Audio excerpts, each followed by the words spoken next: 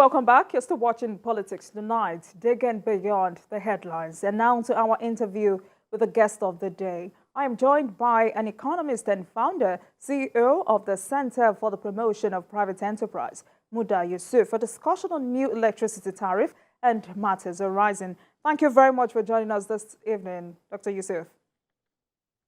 Thank you very much, Jumalke. It's my pleasure to be with you. All right. So let's start with economic outlook in the new administration. How is the economy responding so far? Well, so far, so good. Some reforms that have been announced by the president have been very well received, both by the domestic economic players and the international community, especially the global business community, because it is felt that these reforms will help to improve the investment environment. It will facilitate the growth of investment. It will facilitate the attraction of foreign investment, whether we are talking about foreign direct investment or foreign portfolio investment. It will also instill confidence generally within the domestic economy, make our major components of economic structure more transparent, especially when we talk about the foreign exchange environment, and also reduce the level of corruption, speculation, discretionary powers, and all of that. So to that extent, I think it's something that is positive for the economy, and we are beginning to see indications of the trend, the trajectory of how the economy is going, especially when you look at the response of the capital market to some of these policies, the response of our foreign international credit agencies to some of these policies, and all of that. And on the fuel subsidy side, that again is another major reform, which of course will have some very good impact in the economy, but I must acknowledge that the pains, especially of the fuel subsidy, is also quite profound, which is why it is important for the government to respond very quickly to address the challenges of the pains that particularly the fuel subsidy has inflicted, especially with respect to the cost of transportation and cost of energy for our SMEs and individuals that depend on small generators and all of that, to fuel their cars, to power their premises and so on. So those two components are very key, and they are perhaps the most fundamental reforms that this economy requires. So going forward, I think what remains is for us to begin to adjust to the realities of these policies and to begin to fine-tune the policies, because no policy is perfect. You begin to fine-tune as you progress with the implementation of those policies. So that fine-tuning component is what I think we should begin to look at to ensure that we get the optimum results from the reforms and the policies that have been announced so far. All right, so which of these policies do you think needs these fine-tuned components you've just talked about? Well, first, the foreign exchange policy is on course, but we need to ensure the stability of the exchange rate. Because before we came to this point, what we had was all manner of malpractices in the exchange rates. We had all manner of people taking undue advantage of their connections within the ecosystem and putting undue pressure on the foreign exchange market, especially the official window. That component of economic players have fizzled out. I'm talking of those who take advantage of arbitrage, round tripping, and all of that. So now that those components have fizzled out, I think what is now left for us is to ensure that we encourage a lot more inflows of foreign exchange into the economy through the market, because the I&E window, which is the importers and exporters window, have now been further expanded. It has been further liberalized. So we have a lot more players, both on the demand side and on the supply side. But generally in economics, there is no model that is absolute in the true sense of it. In other words, if we are talking of a market economy or an exchange rate that will be determined by market forces, it doesn't have to be absolute in that sense. The central bank has a responsibility to ensure periodic intervention in the market so that we don't see excessive volatility in the market. That is very key. We cannot just leave the market entirely to the forces of demand and supply. So the CBN has to define the scope or the threshold within which it will have to intervene to ensure that the exchange rate doesn't go completely out of hand. And of course, the capacity to intervene will depend on the amount of reserves that we have. So that will also guide the degree to which the CBN can intervene and how it will intervene. And when I talk about intervention, I'm not talking about the CBN going to fix rates. Certainly not. What I'm saying is that the government, the CBN, will either buy or sell depending on the prevailing circumstances in the market. So in the fullness of time, we expect an equilibrium position. We expect the market to settle at a rate that will be fairly more reasonable than what we have currently. Of course, in the short term, because of the pent-up demand in the foreign exchange market, we are likely to see pressure, and we're already seeing some pressure of demand, which is affecting the rate in the I&E window. But the interesting thing is that the parallel market rate has not varied, has not changed significantly, because some people have expected that with the unification of the exchange rate, the parallel market rate will continue to shift upwards. That has not happened. We are seeing significant stability in the market. So that, for me, these are some of the things that we need to do. We also need to ensure that the BDCs are properly accommodated in the current scheme of things. I'm not saying that the CBN should be selling foreign exchange to BDCs, no. But we need to recognize that there are some foreign exchange demands that are at the retail level that are not so significant for us to be asking everybody to be going to an in-window. Just as you have in the banking system, you have different tiers of banks. You have the big banks, you have the medium and all of that, and you have the microfinance banks. The microfinance banks cater to the needs of the small players in the economy, retail players. So the same thing should happen in the foreign exchange market. Those who need $500, $1,000, $2,000, they don't have any business going to the I&E window. They can channel their requests through the BDCs. So as you further structure the market in a way that the BDCs, I'm talking about the Bureau de Change, will be accommodated in the scheme of things. Then we need to review the 41 items that have been excluded from the market so that we don't create a situation where there will be additional pressure on the parallel market because the 41 items are not properly accommodated. If the policymakers have any challenge as to which of the items should not actually be in the I&E window, then we can treat that as a trade policy matter to determine whether we should put it on import prohibition list or we should increase the tariff and all of that. But it's not appropriate to have a situation where you have a foreign exchange market and begin to list items that should not participate. What should happen is that such matters we deal with within the scope of trade policy. So these are some of the things I think we should do. And in the fuel subsidy side, of course, it's an issue, and I can imagine the pressure that we are having as a result of that.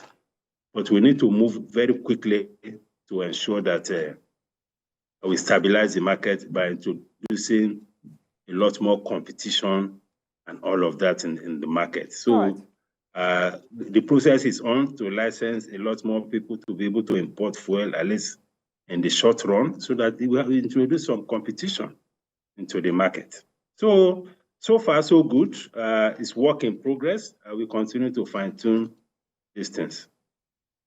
All right, Dr. Yusuf. So, I mean, after fuel subsidy removal, hiking electricity tariff is due on the 1st of July. Why this at this time? Well, the timing is a big issue because whatever policies we put in place, we need to ensure that we are sensitive to the social environment. That is one thing that the electricity providers have not taken into account. So it is therefore very important to get the policymakers to also weigh in on some of these things. Because when you have a situation where there is a lot of pressure on the citizens already, and the palliatives that are being expected are yet to be delivered, it is insensitive to come up with the kind of proposal and announcements that the electricity providers have put forward.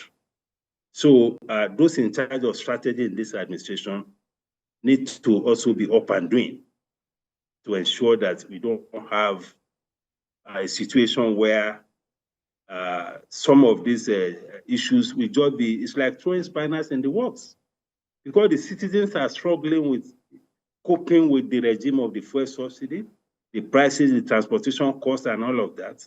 And what the citizens are expecting at this time is the palliatives that the government has promised. So while the citizens are waiting for that, we are having this announcement about electricity tariff. For me, I don't think, first, on the account of timing, it is very wrong.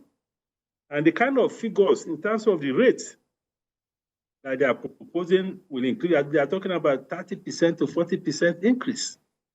That is outrageous. That is outrageous. Yes, we know there are private sector providers, but again, there has to be a framework to moderate these kind of things so that they don't further create additional social tension. Because if we don't have social stability in an economy, how will anybody function? How will even businesses function? Because economic reforms, economic management, at the end of the day, is about the people. These reforms are not ends in themselves. They are means to an end, and the end is the welfare and the well-being of the people. So we need to take all of this into account in the way we sequence the introduction of policies and the way we also communicate to citizens. That is very, very important, so that we also don't create problems for the current administration. All right, so considering the fact that in the last 8 years of the previous administration, electricity tariff had gone up by 186%, what impact do you think the hike in electricity tariff will have on the economy? No, the impact will obviously be very negative. It is very negative, especially when we are just grappling with this fuel subsidy. Many of the SMEs and individuals are not able to use their generators the way they normally use it. The fallback position, of course, we have the public power supply. Actually, the public power supply should be the default position. I mean, it should be the default energy provider. If they don't have that, that is when they go on to use their generator. But if on both sides, both the public power supply and the fuel, the PMS and diesel are becoming prohibitive, how do we want the citizens to survive? How do we want the SMEs to survive? So we need to be careful the way we introduce all of this things so that you don't put too much pressure on the citizens. So the rate hike, of course, is prohibitive, and it's also very difficult to justify. Okay. The electricity providers have argued that it's because of foreign exchange and all of that.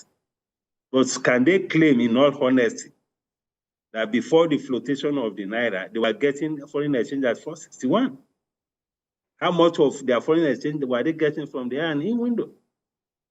Most players in the economy, during the regime of the 461 exchange rate, almost 80% or more were sourcing their foreign exchange from the parallel market. So the operating exchange rate in the economy generally had always been around 700 and above. So how can you now use the excuse of the fact that there's unification of the exchange rate, now move the tariff to a level as high as 30, 40%? That is prohibitive. And this is the challenge you have when you have a monopoly situation. Because the discourse, in all for all practical purposes, are monopolies. And monopolies can, they can do and undo as far as pricing is concerned. So that is why it is important for the regulatory agency in the power sector to also be up and doing. Because electricity, of course, it can be a normal commercial product, but it's also a social product. So the social dimension of the service they are providing has to be taken into consideration. And I'm happy that, of course, we are now having some reform in the power sector. We are now liberalized the provision of power. We are likely to see a lot more off-grid power solutions. We are likely to see a lot more of the renewable power solutions. So government also needs to accelerate progress on that front, so that all of us are not just dependent on all this discourse, all this national grid and all of that. We need to decentralize. This economy is too big to be dependent on a single grid. And we also need to bring some sense of competition to the power sector, so that some of this arbitrariness, will be moderated. So that is the way we should go. All right, Dr. Yusuf, so having analyzed this holistically, are you saying there is absolutely no justification for this hike? And how true is it that these developments may eventually end all forms of energy subsidy in the country? How true is that? Well, I think the goal is to end energy subsidy, but there is only so much you can do at a time. That is the message. You can't do so many things at a time. You can't, on one hand, we are talking of fuel subsidy, we are removing that. We are talking about foreign exchange subsidy, we are removing that. At least we should pause for some time and allow some of these policy measures to be absorbed by the citizens, and allow the normal, proper adjustment to take place before we move on to removing of other subsidies. But just as I said, the rate that is being proposed is highly disproportionate. How do you relate that? Oh, yes, we have exchange rate unification. Is that a justification to be talking about 40% increase? And even on top of that, we still have so many consumers that have no meter. They have not been metered. And you know how exploitative the estimated billing is. This is one of the worst forms of exploitation, this estimated billing. Most of us have gone through it. And I know the pain that the citizens feel when this could bring bills to you, whether you have electricity or not. All of these things, they just slam a bill on you and say that it's estimated billing. It's very unjust. We should not allow that to continue. So yes, we can progress towards the elimination of subsidy, but again, we need to identify the subsidies that are most damaging to the economy. The most damaging components of subsidy are those two subsidies that President Tinubu has dealt with. That is foreign exchange subsidy and the fuel subsidy. All these other subsidies, we need to see how we manage them in a way that they don't create more, especially in this transitional phase of these reforms. Because again, it's an issue when you get a private sector provider to be providing a product that is social in nature. Sometimes these things can be contradictory, because in some sense, we can regard electricity as a social product. It's something that government has a responsibility to provide for the citizens. But when these things are in private hands, you run into these contradictions. So in order to encourage the investors in that space, yes, you may have some of these reviews, but again, it has to be properly regulated and moderated. All right. Thank you very much. Tonight, I'm speaking with an economist and founder, CEO of the Center for the Promotion of Private Enterprise, Dr. MUDA Yusuf. We'll take a break, and when we come back, we will look into other angles on this particular matter. Please stay with us. We'll be right back.